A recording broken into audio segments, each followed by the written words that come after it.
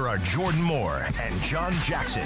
Hello, everyone, and welcome to a new season of Trojans Live on ESPN LA 710. That means a new season of USC football is just 5 days away. Year 3 of the Clay Helton era is upon us. First year brought a Rose Bowl crown. Second year a Pac-12 title. We cannot wait to see what is in store for the Trojans this season. The head coach will sit down with us momentarily. We are live from the lab, and we are on Twitter live as well. So please tweet us your questions at USC_athletics for the coach. We can give him some questions. Also later, we will sit down with two-time captain Cameron Smith, the new women's volleyball head coach Brent Crouch, and the CFO CO Steve Lopes to discuss the Coliseum renovation project. So a great first show for you. I am Jordan Moore alongside John Jackson as always. And JJ, here we go again, man. Oh man, it's been a long wait trying to get back to the endless summer to the lab. Yeah, so yeah, I mean this. I mean, obviously the best time of year. Everybody is anticipating, what this Trojan team will put together, and just by going to practice and seeing it, I cannot wait for the season to get started. Me too. The countdown to kickoff with Mito, Swiss watches since 1918, the official timekeeper of USC Athletics. Be the first to own the Fight On limited edition timepiece. True Trojan fans visit shopmito.com/USC. That's shopmito, MIDO.com/USC. All right, the head coach is here with us now. Coach, welcome to a new season. I'm sure you are happy as well. It's been a nice long camp. Take us back. You always say, okay, you finish a season, then it's the self-evaluation period, right? So what did you take from last season, the lessons you learned that you said, okay, this is going to be the thing or the things that are going to take us to the next level, keep this program progressing forward? Yeah, I think the reestablishment of talent, because you lose a quarterback that was dynamic and you lose a 1,500-yard rusher and an 1,100-yard receiver, you had to be able to develop those young kids and be able to plug them in and not fall off. And, that's what I think we've done not only in recruiting, but more importantly in the development of our kids in the spring, in our summer weight and conditioning program, and those player-run practices, in our culture and what the standard of excellence is and what those kids are expected to do. And, I see it in practice. I've got some new coaches in, and they're like, dang, Coach, they play fast. They play hard. They only know one speed. But that's the way they've been trained. I'm proud of where they are right now. It's been a terrific offseason, a terrific camp, and I think we've plugged in the pieces of the puzzle that we need to keep our standard of play. We want to be consistent each and every year and keep climbing.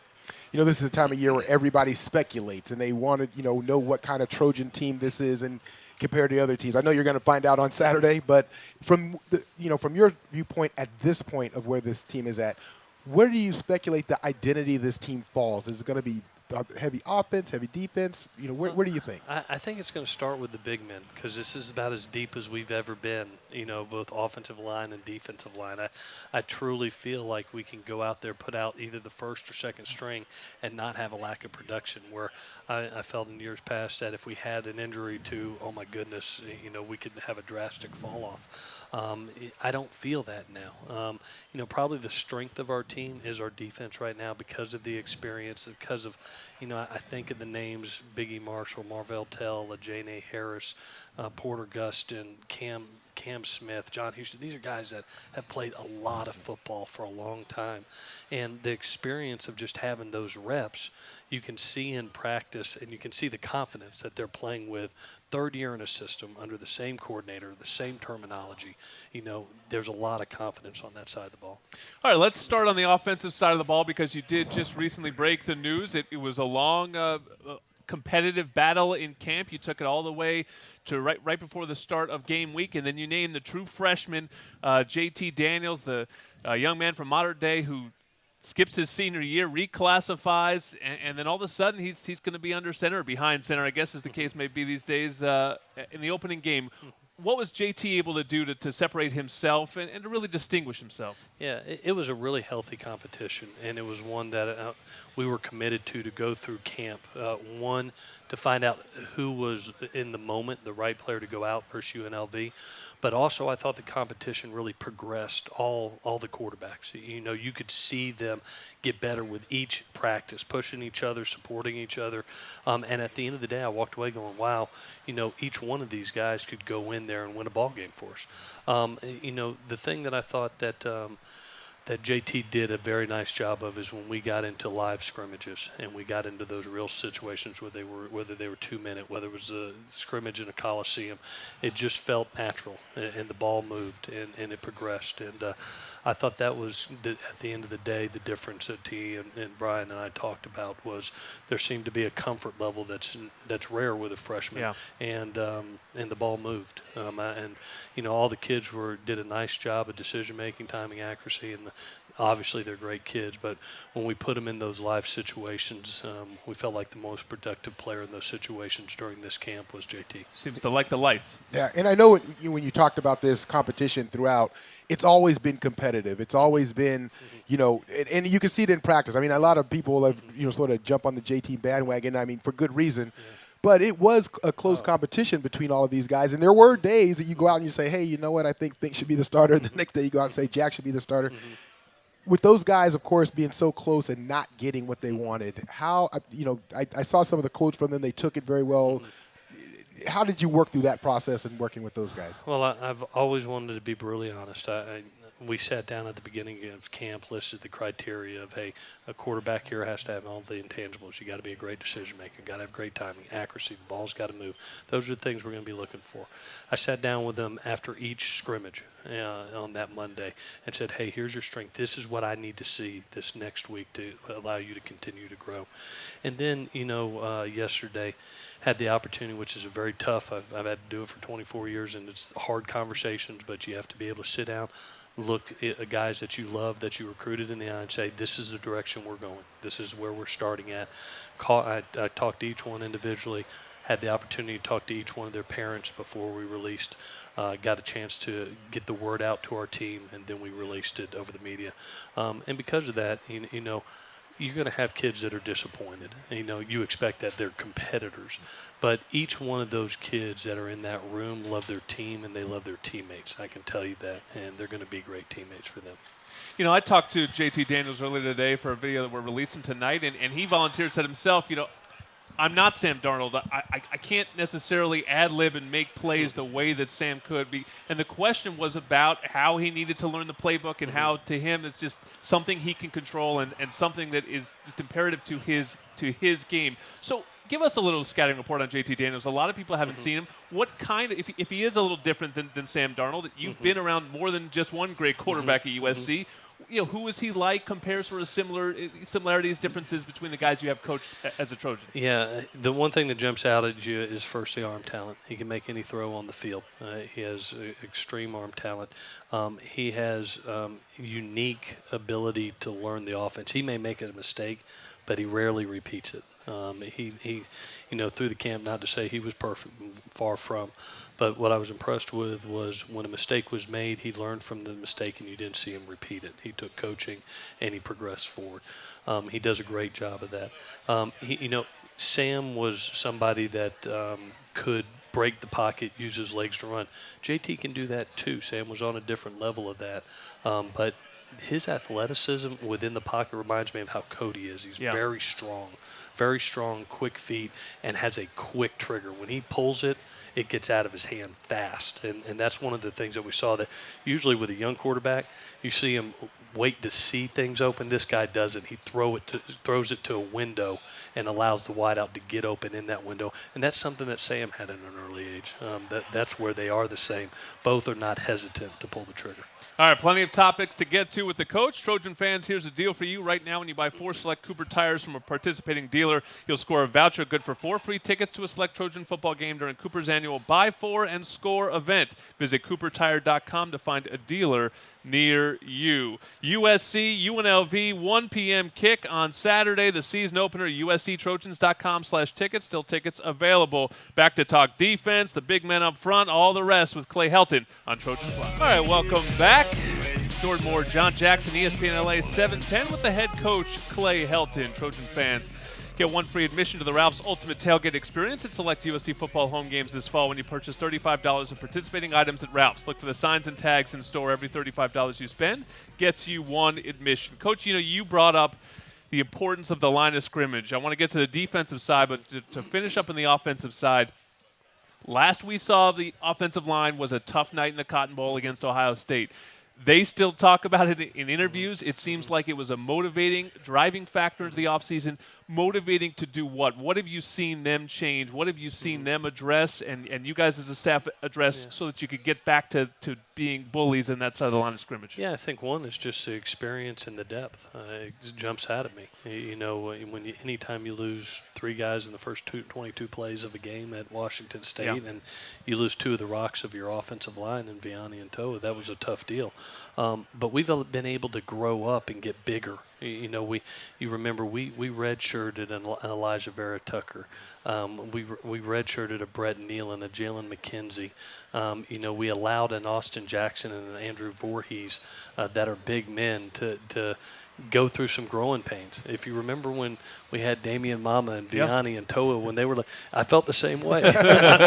And then I just said, hey, just wait till next year, because when these guys grow up and you see it's going to provide the depth, the experience, and now we're sitting there 2 deep with some really talented kids, some bigger kids that are very athletic, and they're hungry. They're hungry and they're deep. And I think that's going to be the difference in us this year, is just that offensive and defensive line. This feels like so much more beef, so much more depth. It's a good thing.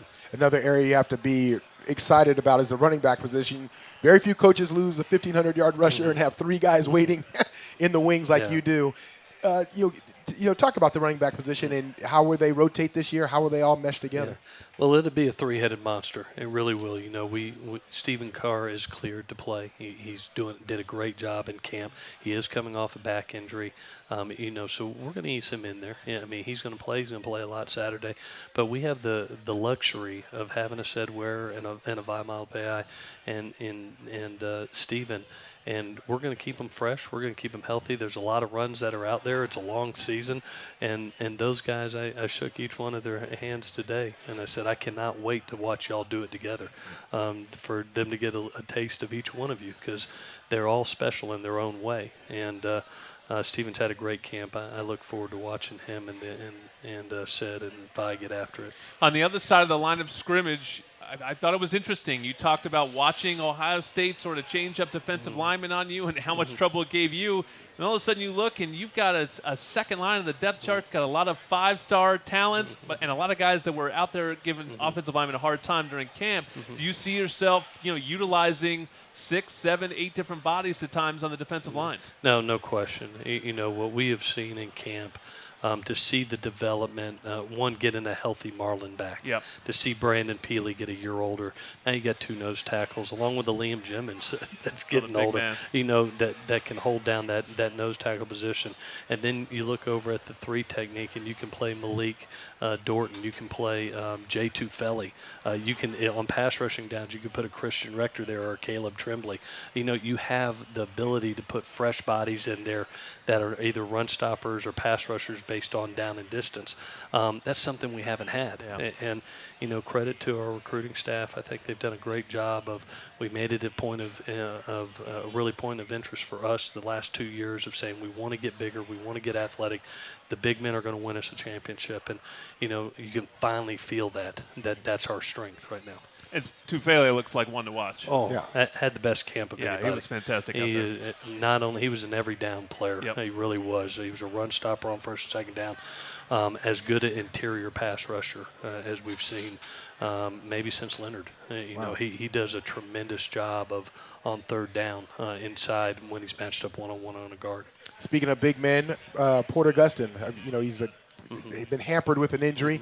What is his status for this weekend and going forward? Yeah, so he practiced today, looked good. Obviously we were in a non-contact practice. He will get some contact tomorrow. He's been running phenomenally. It's been like trying to hold him back, to be honest with you, last week.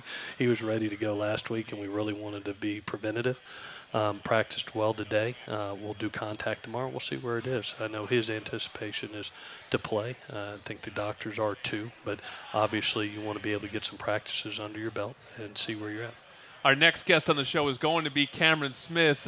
You lost your quarterback on offense, but what's the luxury of bringing one back on defense? This is a guy, I'll introduce him in a minute, but a 4-year starter and a 2-time captain. That's a lot of ball and a lot of leadership in the middle of your defense. Yeah. As smart a football player as I've ever been around. plays fast because he can diagnose what's coming at him. And he's like having another coach on the field. Not only is he a great football player, but what Clancy is able to do with him now as a senior and what I saw in the second half of the season, the ability for him to diagnose formation and get us in the right defense and make the calls that are needed, that doesn't happen very often. A lot of times as a coordinator, you're sitting there going, okay, we're going to call this defense. I hope they line up like this. We actually get the pencil last with this guy. It's like having a coach. It's like having a quarterback on defense. He gets us in the right defense. And another position where you're really old and really young is in the secondary, particularly at corner. You bring Biggie back. You have Isaiah Langley, who's a senior, so you have some veteran guys. Lockett's a veteran, right? And Jana Harris, I can't leave him out. Yeah. And then also you have the young guys as well. We've seen the old guys, and we sort of know about the scouting report for them.